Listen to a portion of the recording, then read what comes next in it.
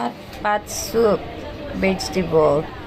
Mag-prepare lang tayo ng quinoa, chicken, mung beans, tofu, Chinese cabbage, long onion, tsaka itong hapa na to.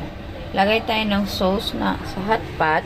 Pag mainit na siya, lagay natin yung matitigas na dahon. Ayan guys, lagay natin yung quinoa, chicken, tsaka yung matigas na part ng Chinese cabbage. Long onion. Matigas kasi yan. Masarap ito guys, kasi malamig na ang panahon dito. Umuulan din ngayon. Sarap pumigop ng sabaw at gulay.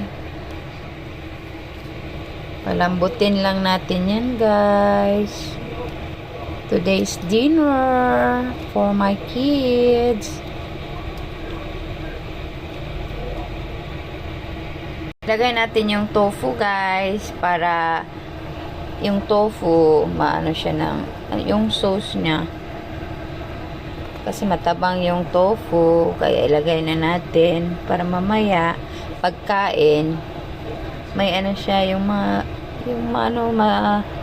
sip-sip yung sauce sa tofu.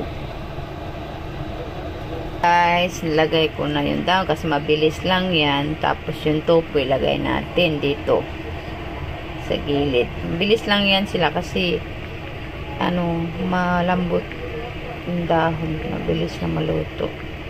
Thank you guys. Thank you for watching. Please subscribe and share.